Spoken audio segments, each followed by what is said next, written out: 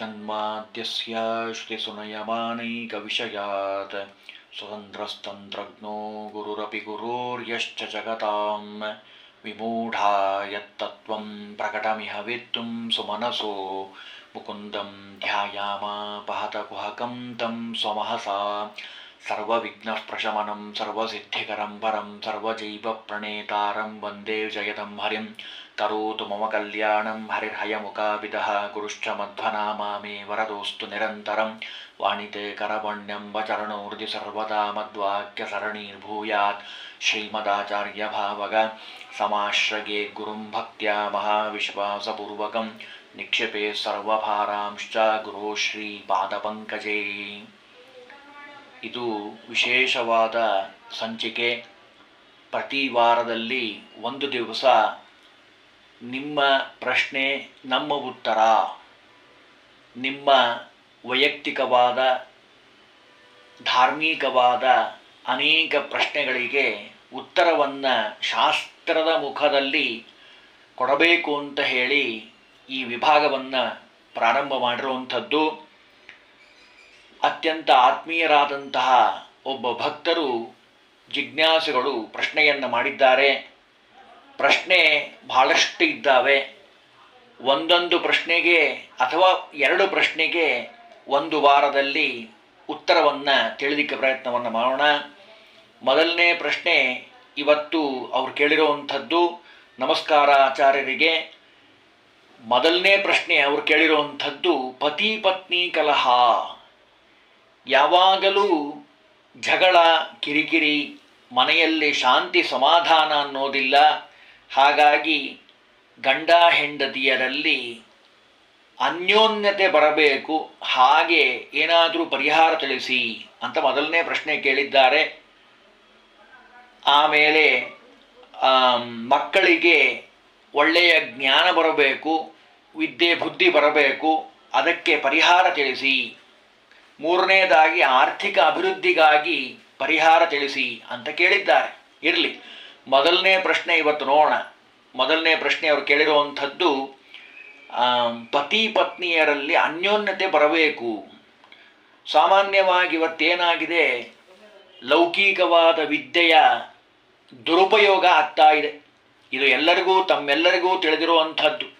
ಲೌಕಿಕವಾದ ವಿದ್ಯೆಯನ್ನು ಅತಿಯಾಗಿ ಬಳಸೋದ್ರಿಂದ, ಜೊತೆಗೆ ಸ್ತ್ರೀಯರಲ್ಲಿ ವಿಶೇಷವಾಗಿ ಒಳ್ಳೆಯ ಸಂಬಳ, ಕೈತುಂಬ ಸಂಬಳ ಬರ್ತಾ ಇದೆ, ಆರ್ಥಿಕವಾದ ಸ್ವಾತಂತ್ರ್ಯ, ಇವೆಲ್ಲ ಏನಾಗ್ತಾ ಇದೆ, ವಿಚ್ಛೇದನಕ್ಕೆ ದಾರಿಯನ್ನು ಮಾಡಿಕೊಡ್ತಾ ಇದೆ. ಅದಕ್ಕೆ ಸ್ಕಾಂದ ಪುರಾಣದ ಒಂದು ಮಾತನ್ನು ಆಚಾರ್ಯರು ಕೋಟ್ ಮಾಡಿ ತೋರಿಸ್ತಾರೆ ನಮಗೆ, ತಿಳ್ಕೊಳ್ಳಿ ಅಂತ ಹೇಳಿ. ಯಾರಿಗೆ ಈ ಸಮಸ್ಯೆ ಇದೆ, ಬಹಳ ಜನಕ್ಕೆ ಸಮಸ್ಯೆ ಇದೆ. ಗಂಡ ಹೇಳಿದ್ದು ಹೆಂಡತಿಗೆ ಅರ್ಥ ಆಗೋದಿಲ್ಲ, ಹೆಂಡತಿ ಹೇಳಿದ್ದು ಗಂಡಂಗೆ ಅರ್ಥ ಆಗೋದಿಲ್ಲ. ಇಬ್ಬರಲ್ಲೂ ವೈಮನಸ್ಯ, ಜಗಳ, ಕದನ, ಯಾವಾಗಲೂ ಮನಸ್ಸು ಉದ್ವೇಗವಾಗಿರುವಂಥದ್ದು. ಅದಕ್ಕೆ ಈ ಪರಿಹಾರವನ್ನು ನಾವು ಸ್ಮರಣೆ ಮಾಡಬಹುದು. ಸಾಮೂಹಿಕವಾಗಿ ಎಲ್ಲರಿಗೂ ಉಪಯೋಗ ಆಗುವಂತಹ ಪರಿಹಾರ ಇದು. ಉಮಾವೈ ವಾಕ್ ಸಮುದ್ದಿಷ್ಟ ಮನೋ ರುದ್ರ ಉದಾಹೃತಃ ತದೇತನ್ಮಿಥುನಂ ಜ್ಞಾತ್ವಾ ನ ದಾಂಪತ್ಯಾತ್ ವಿಹೀಯತೆ. ಈ ಶ್ಲೋಕವನ್ನು ನಿತ್ಯದಲ್ಲಿ ಯಾರಿಗೆ ಈ ಸಮಸ್ಯೆ ಇದೆ ಅವರು 1000 ಬಾರಿ ಜಪ ಮಾಡಬೇಕು. ಕೂತಲ್ಲಿ ನಿಂತಲ್ಲಿ ಈ ಶ್ಲೋಕವನ್ನು ಪಾರಾಯಣ ಮಾಡಬೇಕು. ಕನಿಷ್ಠ 100 ಬಾರಿಯಾದರೂ ಪಾರಾಯಣ ಮಾಡಬೇಕು. ಇದರಿಂದ ಪತಿ ಪತ್ನಿಯರಲ್ಲಿ ಏನಿದೆ ಅಲ್ಲ ಸಮಸ್ಯೆ, ಅದು ಪರಿಹಾರ ಆಗ್ತದೆ. ಸ್ವಲ್ಪ ಅದರ ಅರ್ಥವನ್ನು ತಿಳಿದಾಗ ನಿಮಗೆ ಚೆನ್ನಾಗಿ ಪಾರಾಯಣ ಮಾಡಲಿಕ್ಕೆ, ಜಪ ಮಾಡಲಿಕ್ಕೆ ಅನುಕೂಲತೆ. ಉಮಾ ವೈ ವಾಕ್ ಸಮುದ್ದಿಷ್ಟ. ಉಮಾದೇವಿ ಮಾತಿಗೆ ಅಭಿಮಾನಿ ದೇವತೆ. ಮನೋರುದ್ರ ಉದಾಹೃತಃ. ರುದ್ರದೇವರು ಮನಸ್ಸಿಗೆ ಅಭಿಮಾನಿ ದೇವತೆ. ಇವರಿಬ್ಬರ ಅನ್ಯೋನ್ಯತೆಯಿಂದ ಕೂಡಿದಂತಹ ನರನಾರೀಶ್ವರ ಅಂತ ರುದ್ರದೇವರಿಗೆ ಹೆಸರು. ಅರ್ಧ ಭಾಗವನ್ನು ತನ್ನ ಹೆಂಡತಿಯಾಗಿರುವಂಥ ಪಾರ್ವತಿಗೆ ರುದ್ರದೇವರು ಕೊಟ್ಟಿರುವಂಥದ್ದು. ಇದನ್ನು ಯಾರು ಚಿಂತನೆ ಮಾಡ್ತಾರೋ, ರುದ್ರದೇವರು ಮತ್ತು ಪಾರ್ವತೀ ದೇವಿಯ ದಾಂಪತ್ಯವನ್ನು ಯಾರು ಚಿಂತನೆ ಮಾಡ್ತಾರೋ ಅವರಿಗೆ ಯಾವತ್ತೂ ದಾಂಪತ್ಯದಲ್ಲಿ ಶೈಥಲ್ಯಕ್ಕೆ ಅವಕಾಶ ಇರೋದಿಲ್ಲ. ಇದರ ಒಂದು ತಾತ್ಪರ್ಯವನ್ನು ಸ್ವಲ್ಪ ವಿಸ್ತಾರ ಮಾಡಿ ವಿಚಾರ ಮಾಡಿದರೆ, ಇವತ್ತೇನಾಗಿದೆ, ಗಂಡ ಮತ್ತು ಹೆಂಡತಿ ಆ ದಾಂಪತ್ಯ ದೃಢ ಆಗುವಂಥದ್ದು, ಶಾಶ್ವತವಾಗಿ ಮುಂದುವರಿಯುವಂಥದ್ದು ಮನಸ್ಸಿನ ಮೂಲಕ, ಅದೂ ವಿಶೇಷವಾಗಿ ಮಾತಿನ ಮೂಲಕ. ಯಾಕೆ ಮೊದಲು ಮಾತಾಡ್ತಾರೆ, ಪ್ರೀತಿ ಪ್ರೇಮ, ಆಮೇಲೆ ಮಾನಸಿಕವಾಗಿ ಇಷ್ಟಪಡುವಂಥದ್ದು. ಒಬ್ಬರಿಗೊಬ್ಬರು ಚೆನ್ನಾಗಿ ಅರಿತು ನಡೆದರೆ ಎಲ್ಲೂ ಜಗಳ ಬರೋದೇ ಇಲ್ಲ. ಯಾವಾಗ ಮನಸ್ಸನ್ನು ಅರಿಯೋದಿಲ್ಲ, ಪರಸ್ಪರದಲ್ಲಿ ಹೊಂದಾಣಿಕೆ ಇಲ್ಲ, ಕ್ರೋಧಾದಿಗಳು, ಅತಿಯಾದ ಕಾಮ ಅತಿಯಾದ ಕ್ರೋಧದಿಂದ ಮಾಡುವಂತಹ ಕೆಲಸ ಕೆಟ್ಟು ಹೋಗ್ತಾ ಇದೆ. ಯಾವುದೇ ಕೆಲಸ ಮಾಡಲಿ ಮನೆಯಲ್ಲಿ ಅದರ ಮೇಲೆ ಒಂದು ಹಿಡಿತ ಇಲ್ಲ. ಹಾಗಾಗಿ ಮನಸ್ಸು ಎಲ್ಲೋ ಇದೆ, ಮಾತು ಎಲ್ಲೋ ಇದೆ. ಮಾತು ಮನಸ್ಸು ಒಂದಾಗಬೇಕು. ಅಂದರೆ ಪಾರ್ವತೀದೇವಿ ಮತ್ತು ರುದ್ರದೇವರು, ಮಾತಿಗೆ ಅಭಿಮಾನಿ ದೇವತೆ ಪಾರ್ವತೀದೇವಿ, ಮನಸ್ಸಿಗೆ ಅಭಿಮಾನಿ ದೇವತೆ ರುದ್ರದೇವರು. ಇವೆರಡೂ ನಮ್ಮ ವಶದಲ್ಲಿಲ್ಲ. ಹಾಗಾಗಿ ಅನೇಕ ಸಂಸಾರದಲ್ಲಿ ಒಡಕು ಬರಲಿಕ್ಕೆ ಸಾಧ್ಯ ಆಗ್ತಾ ಇದೆ. ಅನೇಕ ಜಗಳಗಳು ಪರಿಹಾರ ಮಾಡಲಿಕ್ಕೆ ಆಗೋದೇ ಇಲ್ಲ ಅನ್ನುವಂಥ ಮಟ್ಟಿಗೆ ಉಲ್ಬಣ ಆಗಲಿಕ್ಕೆ ಅದೇ ಕಾರಣ. ಹಾಗಾಗಿ ಇದು ಸಾಮೂಹಿಕವಾಗಿ ಎಲ್ರಿಗೂ ಬೇಕಾಗಿರುವಂಥ ಪರಿಹಾರ. ಹಾಗಾಗೇ ಇದನ್ನು ಹೇಳ್ತಾ ಇರುವಂಥದ್ದು. ಈ ಪರಿಹಾರವನ್ನು ತಪ್ಪದೇ ಮಾಡಬೇಕು. ನಾವೇನು ಮಾಡ್ತಾ ಇದ್ದೀವಿ ಅಂದರೆ, ಮಾತು ಮತ್ತು ಮನಸ್ಸು ಇವೆರಡೂ ನಮ್ಮ ವಶದಲ್ಲಿ ಇಲ್ಲ. ಹಾಗಾಗಿ ಜಗಳ ಆಗಲಿಕ್ಕೆ ಅವಕಾಶ. ಇವನ್ನು ನಿಯಂತ್ರಣ ಮಾಡೋದು ಹೇಗೆ ಅಂತ ಕೇಳಿದರೆ, ಅದಕ್ಕೆ ನೋಡಿ ಶಾಸ್ತ್ರದಲ್ಲಿ ಎಷ್ಟು ಸುಂದರವಾಗಿ ನಮಗೆ ನೇಮನ ಮಾಡಿದ್ದಾರೆ ಅಂದರೆ, ಪಾರ್ವತಿ ಪರಮೇಶ್ವರರನ್ನು ನಿತ್ಯದಲ್ಲಿ ಪೂಜಾ ಮಾಡಬೇಕು. ವಿವಾಹದ ಪ್ರಾರಂಭದಲ್ಲಿ ಅಂದರೆ ವಿವಾಹ ದಿವಸ ಅಕ್ಷತೆಯನ್ನು ಹಾಕುವಂಥ ಮೊದಲು, ಅಕ್ಷತಾರೋಪಣಕ್ಕಿಂತ ಮೊದಲು ಗೌರೀಹರ ಪೂಜಾ ಅಂತ ಇದೆ ಪ್ರಯೋಗದಲ್ಲಿ. ಅಂದರೆ ವಿವಾಹವಾಗ್ತಾ ಇರುವಂತಹ ವಧು ಗೌರೀಹರನನ್ನು ಅಂದರೆ ಪಾರ್ವತಿ ಪರಮೇಶ್ವರರನ್ನು ಪೂಜಾ ಮಾಡಿದ ಮೇಲೆ ಅವಳಿಗೆ ಅರ್ಹತೆ ವಿವಾಹ ಮಾಡಿಕೊಳ್ಳಿಕ್ಕೆ. ಅವತ್ತಿನಿಂದ ಬದುಕಿರೋವರೆಗೂ ನಿತ್ಯದಲ್ಲಿ ಗೌರಿ ಪೂಜೆಯನ್ನು ಮಾಡಬೇಕು. ಕಾರಣ ಏನು ಅಂದರೆ, ಸ್ತ್ರೀಯರಿಗೆ ಮಾತು ಹಿಡಿತದಲ್ಲಿರೋದಿಲ್ಲ. ಸಿಟ್ಟು ಬಂದಾಗ ಅಥವಾ ಸಂತೋಷ ಆದಾಗ ಅತಿಯಾದ ಸಿಟ್ಟು, ಅತಿಯಾದ ಸಂತೋಷ, ಅತಿಯಾದ ಕೋಪ, ಈ ಸಂದರ್ಭಗಳಲ್ಲಿ ಮಾತು ಹಿಡಿತದಲ್ಲಿರೋದಿಲ್ಲ. ಹಾಗಾಗಿ ವಾಗರ್ಥಾವಿವ ಸಂಪೃಕ್ತೋ ಅಂತ ಕಾಳಿದಾಸ ವರ್ಣನೆ ಮಾಡ್ತಾನೆ. ಹಾಗಾಗಿ ಮಾತು ಹಿಡಿತದಲ್ಲಿ ಬರಬೇಕು ಅಂದರೆ ಮಾತಿಗೆ ಅಭಿಮಾನಿಯಾಗಿರುವಂತಹ ಪಾರ್ವತೀ ದೇವಿಯನ್ನು ಪೂಜಾ ಮಾಡಬೇಕು. ಬರೇ ಪಾರ್ವತಿಯನ್ನು ಪೂಜಾ ಮಾಡಿದರೆ ಫಲ ಬರೋದಿಲ್ಲ. ರುದ್ರದೇವರ ಸಹಿತವಾಗಿ ಆ ಪಾರ್ವತೀ ದೇವಿಯನ್ನು ಪೂಜಾ ಮಾಡಿ ಏನು ಮಾಡಬೇಕು, ಮಾತನ್ನು ಹಿಡಿತದಲ್ಲಿಟ್ಕೊಳ್ಬೇಕು. ಪ್ರೀತಿಯಿಂದ ಮಾತಾಡಬೇಕಾದ್ರೆ ಮಾತು ಬರುತ್ತೆ ಅಂತ ಹೇಳಿ ಇನ್ನೊಬ್ಬರು ಬಿಡ್ರಿ, ಇಲ್ಲಿ ಬಂದಿರೋದೇನು ಗಂಡನ ಪ್ರಶ್ನೆ ಬಂದಿರೋವಂಥದ್ದು. ಪ್ರೀತಿಯಿಂದ ನೋಡ್ಕೊಳ್ತಾನೆ ಗಂಡ.